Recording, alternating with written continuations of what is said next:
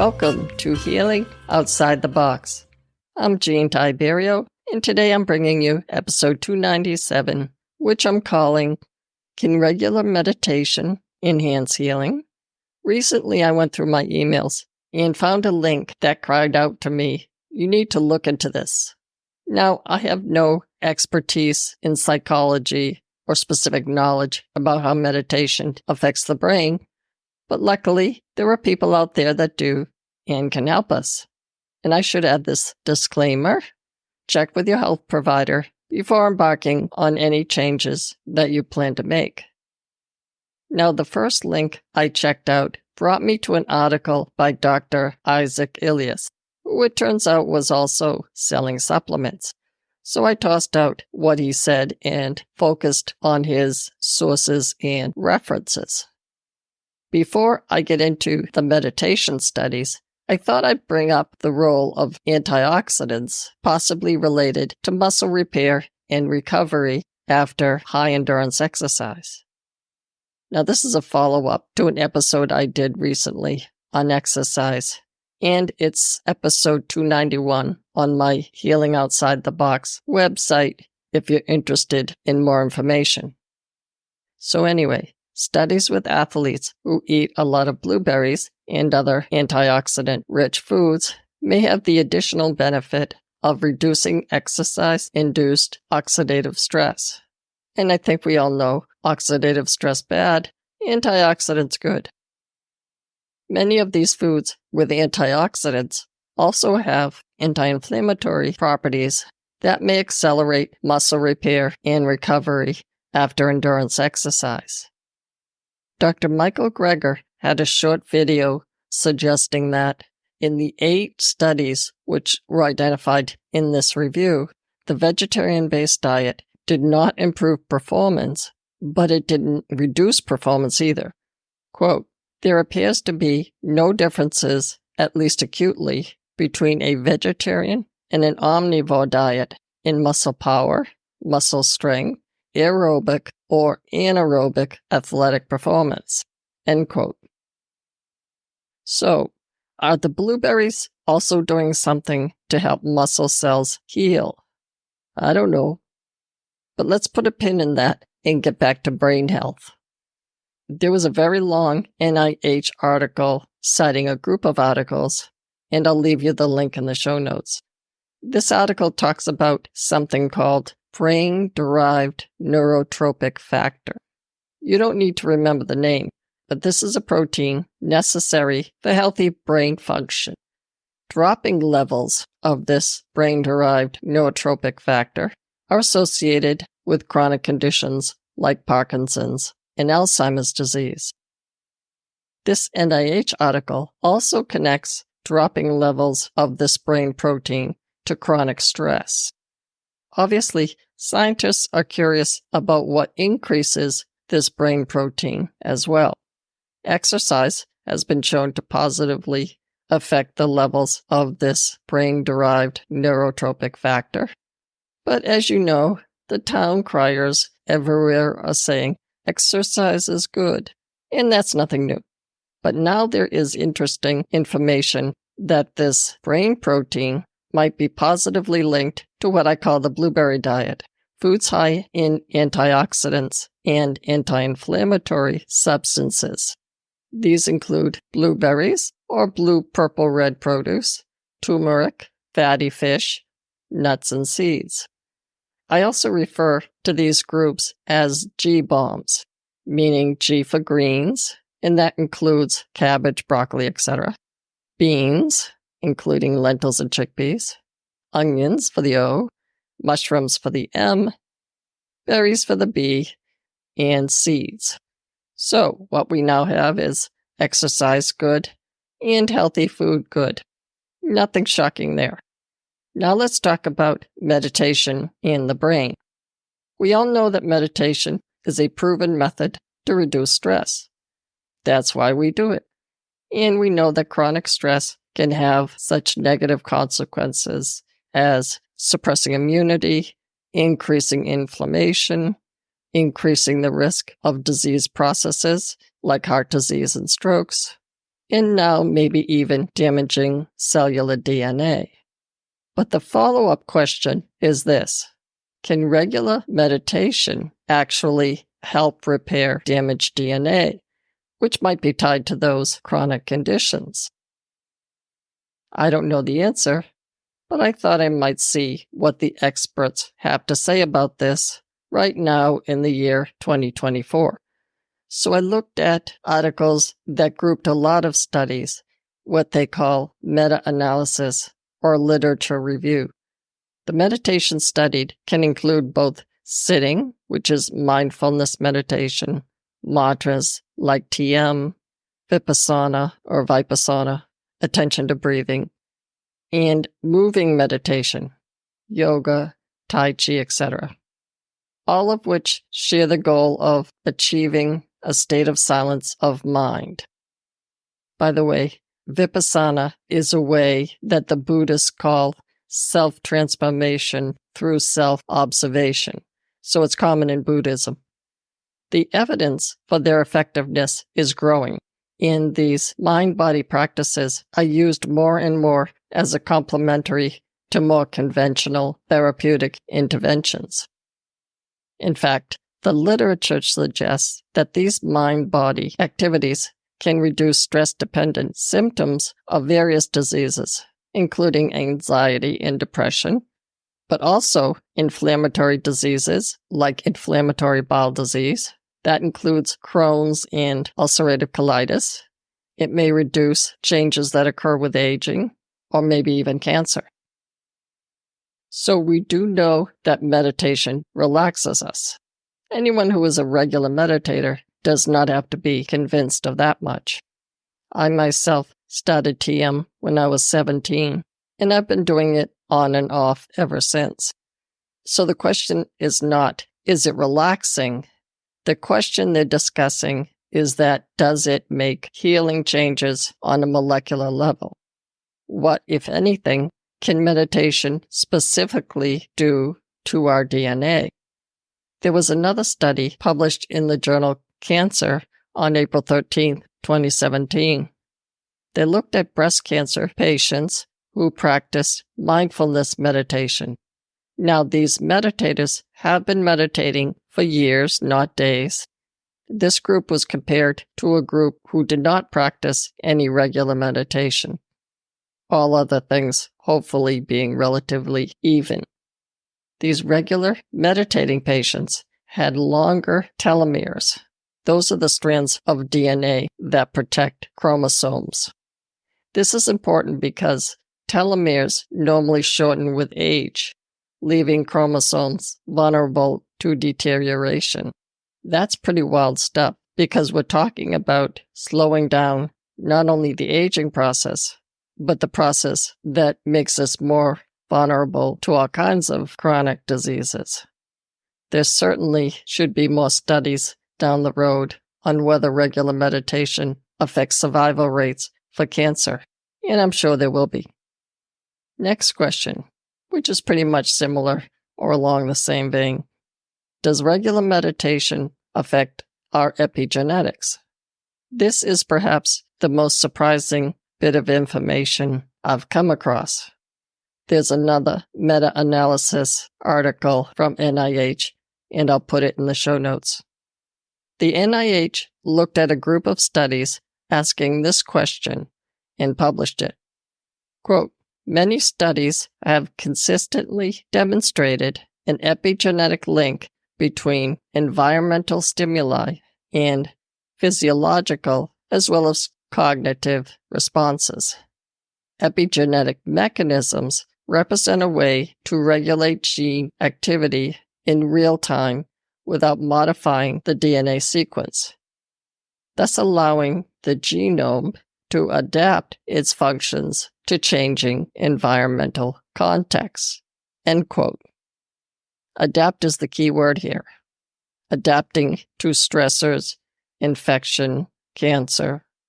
These NIH authors say the following, quote, factors such as lifestyle, behavior, and the practice of sitting and moving mindful activities have been shown to be important means of environmental enrichment. Such practices, which include mindfulness meditation, vipassana, yoga, tai chi, etc., have been reported to positively impact well-being. In fact, they can be considered emotional and attentional regulatory activities, which, by inducing a state of greater inner silence, allow the development of increased self-awareness. Inner silence can therefore be considered a powerful tool to counteract the negative effects of overabundant environmental noise, thanks to its power to relieve stress-related symptoms. End quote.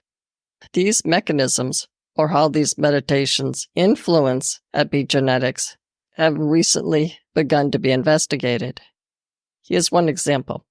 Blood and saliva tests have started to show that various types of meditation can reduce levels of the stress hormone cortisol and can stimulate anti-inflammatory cytokines, endorphins, and neurotrophins.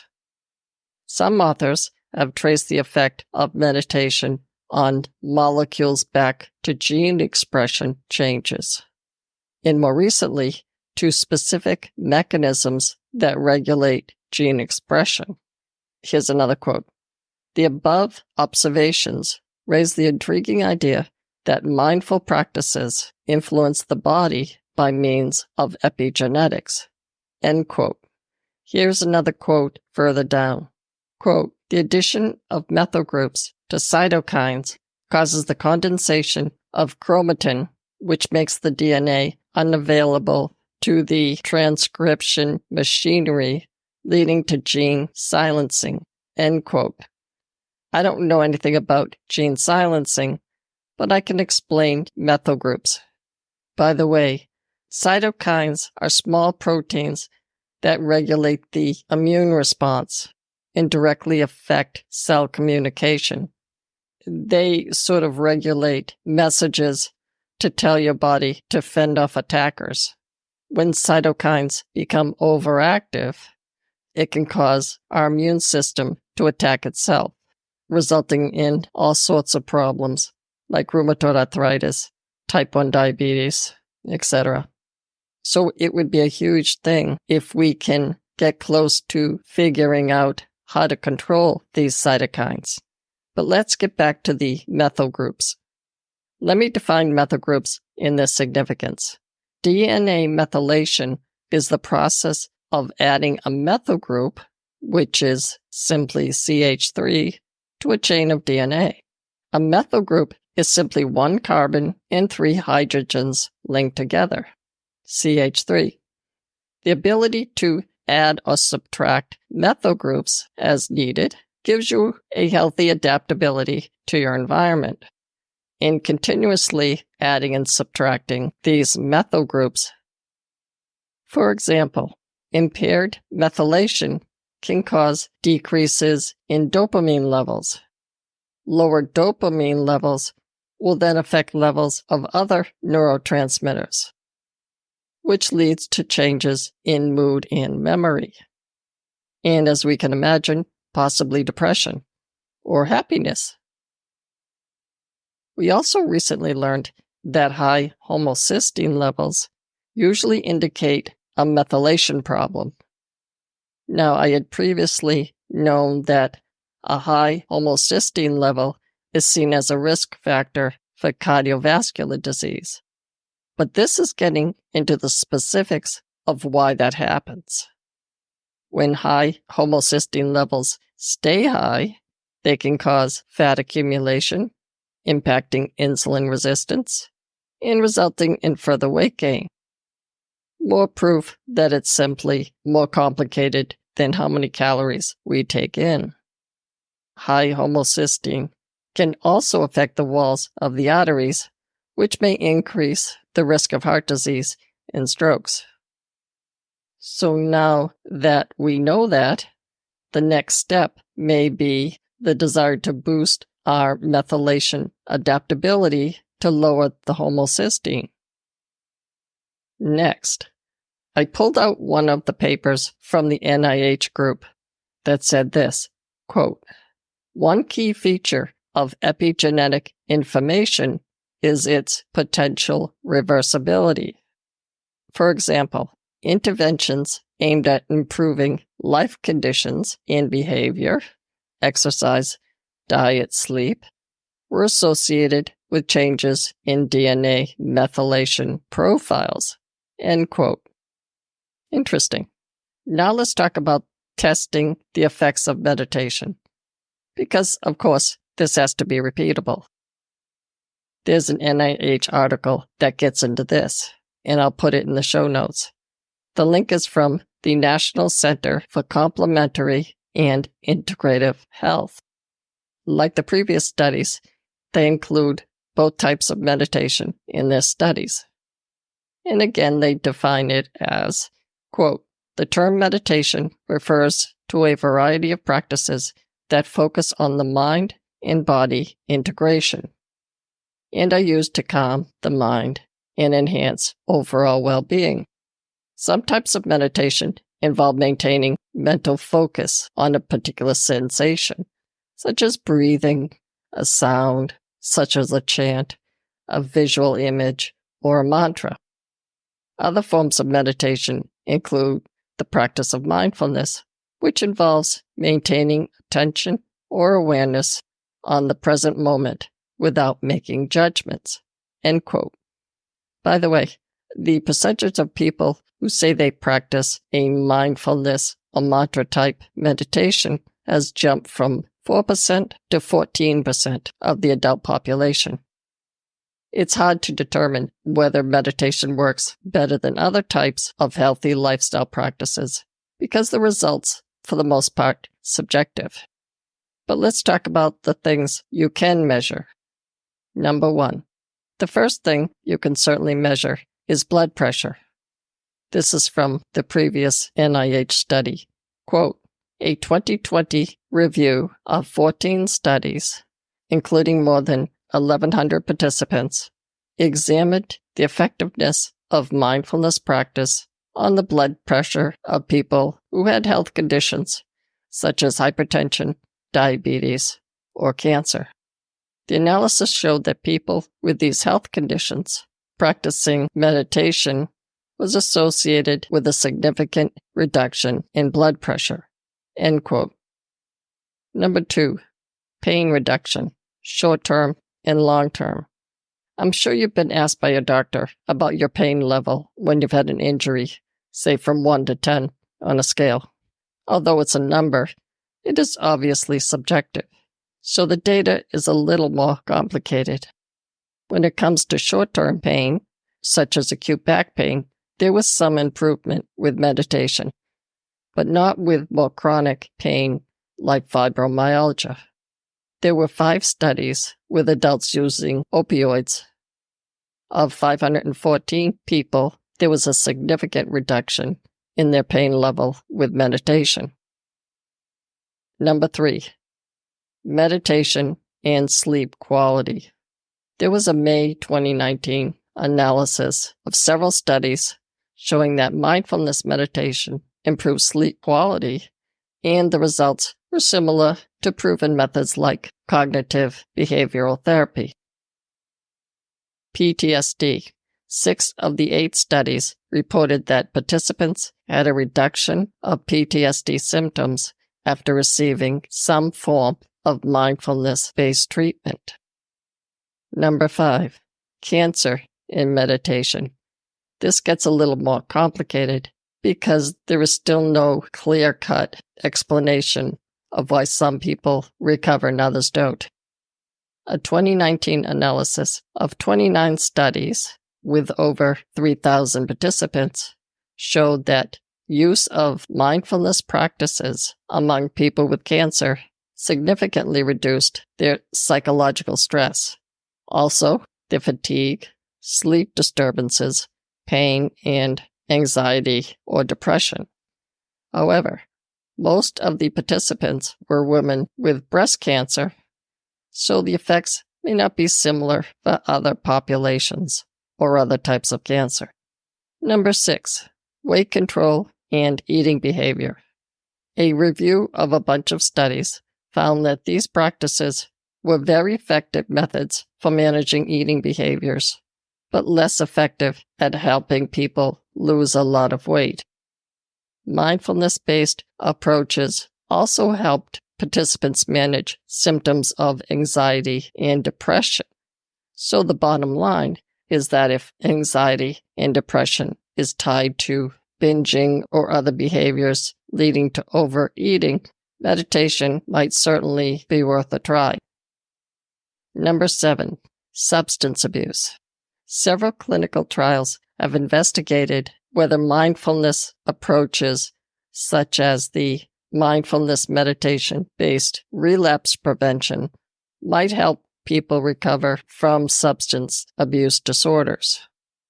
These approaches have been used to help people increase their awareness of the thoughts and feelings that trigger cravings, and hopefully learn ways to reduce their automatic reaction to those cravings. So, in conclusion, is meditation the only thing that will help or the best thing? No, not necessarily. It won't work miracles, and you may have to practice these meditation techniques on a regular basis to see real results. But it's another tool in the toolbox at a time in this country when possibly we need all the help we can get.